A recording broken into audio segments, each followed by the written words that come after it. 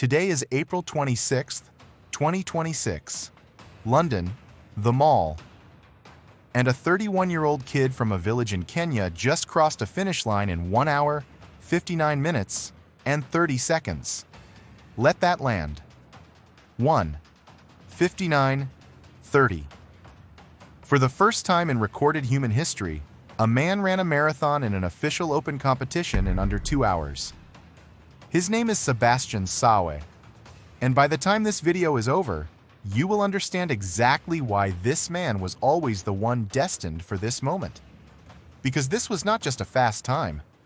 This was the conclusion of a 100-year story. A story about a royal family who accidentally invented a distance. A doctor who did the math on a napkin and got called crazy. A pacer who was supposed to stop running, but did not. And a grandmother named Esther. Here is something almost nobody knows about the distance Sawe just obliterated. The 42.2-kilometer marathon exists because of a window, a children's bedroom window, at Windsor Castle in 1908. The royal family made a specific request for the London Games that year. Start the race on the castle lawns so the children could watch from their nursery window and finish in front of the royal box. The organizers stretched the course to make both work. 26 miles and 385 yards, 42.195 kilometers. A number so strange the sport just kept it. So every world record, every training block, every broken body at mile 22, all of it traces back to a bedroom window and a royal whim. Once that distance was fixed, the records started falling. 2:30, 2:20, 2:10. Each time scientists declared the limit had been reached. Each time someone ran faster. But the obsession that haunted physiology labs for decades was 2 hours flat. Not because of a specific biological reason, but because 2 is a round number, and round numbers become psychological prisons. In 1991, a doctor at the Mayo Clinic named Michael Joyner asked a simple question.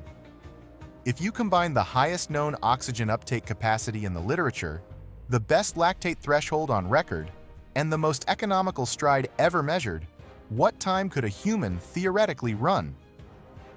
His answer was 1 hour, 57 minutes, and 58 seconds. His colleagues told him he was, and I quote, nuts. The paper was nearly impossible to publish. But Joyner's equation quietly became the blueprint every shoe company, every physiology lab, and every elite agent would eventually use to ask the same question. Does this runner have what it takes for sub-2? For decades, the answer kept being almost. In 2017, Nike assembled a project called Breaking 2 on a Formula One circuit in Monza, with rotating pacemakers and a new carbon-plated shoe. Eliud Kipchoge ran 2 hours and 25 seconds. Astonishing, but unofficial. 2 years later in Vienna, Kipchoge ran 1 hour, 59 minutes, and 40 seconds in the Ineos 159 Challenge, behind an arrowhead of 41 rotating pacemakers. He crossed the line. The record book still did not move, but Kipchoge said something that day that stuck with millions. No human is limited. The next chapter belonged to a 23-year-old Kenyan named Kelvin Kiptum.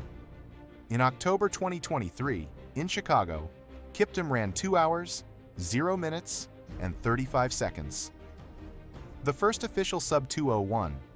Analysts said it had pulled the expected arrival of sub-2 forward by years. And then, in February 2024, Kelvin Kiptum died in a car crash near Eldoret. Just 5 days after World Athletics had ratified his record. He never saw his name permanently written into the history books. His story became, in the most tragic possible way, unfinished work. The man who would finish that work grew up in a village called Ndonyongaria in Nandi County, Kenya, part of the Rift Valley Highland Belt that produces more world-class distance runners per square kilometer than anywhere else on Earth. Sabastian Sawe was born in 1995. His father was a farmer. His world was red dirt roads, thin mountain air, and long walks to school because there was no other option. The central figure of his childhood was his grandmother, Esther. He called her Coco. She raised him. In his own words, "In those times we ran without shoes. Sometimes you would get an injury and nobody could have a look at it." He started as a middle-distance runner, inspired by an uncle who holds the Ugandan national record in the 800. But the competition in Kenyan middle distance is impossibly deep, and a quiet, late-developing runner like Sawe was easy to overlook. So he drifted toward the roads, living the precarious life of an unsponsored young athlete, chasing a single result that might change everything. That result arrived in Seville, Spain, in January 2022. And it arrived in the most unexpected way possible. Sawe had been hired as a pacemaker for the Seville Half Marathon. His job was simple: carry the field through the early kilometers at the assigned splits, then step off the course, collect the fee, and go home. He had never raced beyond 5,000 meters in official competition. That was the plan. He did not follow the plan. Around the 10-kilometer mark, Sawe was feeling too good to stop, so he kept running. Past his contracted exit point, past 15 kilometers, past 18. And by the final stretch, he had not just stayed, he had won. He crossed the line in 59 minutes and 2 seconds, 90 seconds faster than the previous course record, in his first ever half marathon, as a pacer. But here is the detail that transforms this from a great sports story into something you never forget. On that same day, back home in Nandi County, his grandmother Esther was dying. She passed away while he was running in Seville. He found out after the race. The greatest performance of his young career and the worst phone call of his life happened on the same afternoon. That run put him on the radar of Italian coach Claudio Berardelli and the 2 Running Club in Cap Sabet, a high-altitude camp at 2,000 meters above sea level. Berardelli has spent more than 20 years working in Kenya, coaching marathon legends including Martin Lell and Amos Kipruto. He is not a man who overstates things. And yet, ahead of London 2025, he said this about Sawe: "I have done this job for 21 years. I am not sure I have ever coached a guy like him. I am yet to fully understand what his potential is." Under Berardelli, the progression was almost mathematical. World Half Marathon champion in Riga in 2023.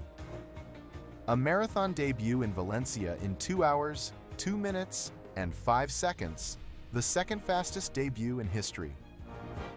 3 more marathons, 3 more victories, all under 2:03.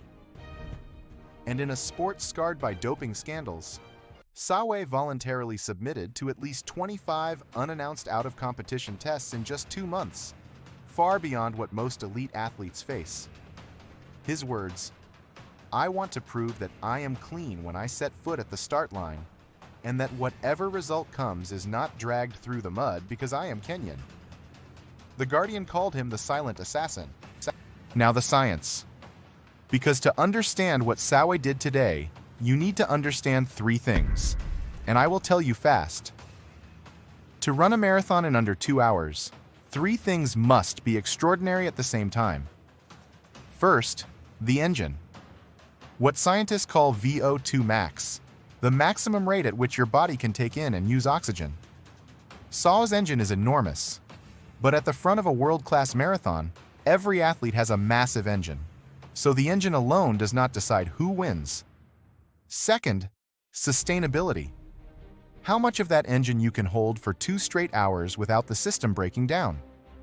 Most elite marathoners race at around 85% of their maximum. The models for sub-2 suggest Sawe was running today at 90 to 94%. Picture driving a car at near maximum RPM for 120 minutes without the engine overheating. That is what his body was doing. Third, and most important, running economy. The simple oxygen cost of moving through space. And here's the beautiful irony at the heart of Sawe's story. All those years in the 800 and 1500 meters, building stiff spring-like legs, those years that once looked like a detour, were actually programming him with the exact qualities science says matters most in a marathon. Add carbon-plated super shoes that improve economy by 4 to 6%. Add altitude in capsabet, stimulating red blood cell production year-round. And you get a body that Joyner's math predicted in 1991, finally meeting a course ready to receive it. Today in London, 6 men hit the halfway mark in 1 hour and 29 seconds. Together, all under world record pace. At 30 kilometers, they were still together. Then the real race began. Sawe and Kipchoge broke clear, and the next 5 kilometers were even faster than the last. With approximately 1 mile remaining, Sawe made one small, almost invisible acceleration. Kipchoge's face tightened. Sawe's did not change at all. He crossed the line in 1 hour, 59 minutes, and 30 seconds. Arms slightly raised, not in wild celebration, but in something closer to quiet relief. Behind him, Kipchoge finished in 1:59:41, an Ethiopian record and the fastest marathon debut in history. Jacob Kipchoge crossed third in 2 hours, 0 minutes, and 28 seconds, a Ugandan record, and also under the previous world record. For the first time in history, the top 3 finishers in a single marathon had all broken the previous world record in the same race. On the women's side, Tigst Assefa defended her London title in 2:15:41, lowering her own women-only world record by 9 seconds. London, April 26, 2026. The deepest single day in the history of marathon running. In 1954, Roger Bannister ran the first sub-4-minute mile. Within weeks, John Landy had done the same. Within 3 years, more than a dozen athletes had joined the sub-4 club. The wall was never purely physical, it was psychological. Once one person proved it was possible, the belief holding everyone else back simply collapsed. That same force is now in motion. Sawe did not just run 1:59:30. He showed every elite athlete on this planet that under real race conditions, in open competition, a human being can run a marathon in under 2 hours. Kipchoge was 11 seconds behind. Kipchoge was 58 seconds behind, and also under the old world record. The next athlete to break 2 hours could arrive sooner than anyone expects. Because Sawe just moved the wall. His grandmother Esther never saw his first half-marathon win. She passed away the same afternoon he crossed the line in Seville, the day everything changed. But Sawe has carried her in every race since. In the quiet discipline, in the barefoot toughness, in the single word yes that he gave when someone asked him before today's race whether he believed sub-2 was possible. She raised him in a village with no electricity. Today he ran the fastest marathon in human history under the lights of the Mall in London. Joyner did the math in 1991. Kipchoge chased it and left the work unfinished. And Sabastian Sawe, the pacer who was never supposed to keep running, ran all the way to the end of the story. I am Sebastian, from the Injury Breakdown. And if what you just watched fascinated you, the next video you should see is waiting for you right now. Because the man who finished third today, Jacob Kipchoge, also holds the half-marathon world record. 57 minutes and 20 seconds. 21.1 kilometers. Broken in Lisbon. And the physiology behind that performance is unlike anything we have ever documented at this level. How 2,400 meters of altitude during childhood structurally rewires the way your body delivers oxygen. The biomechanical advantage of lower limb mass in Kalenjin runners. And why 2 athletes with identical VO2 max can produce completely different race outcomes. Jacob Kipchoge's body is not normal, and the world record proves it. That breakdown is waiting for you right now. I will see you there.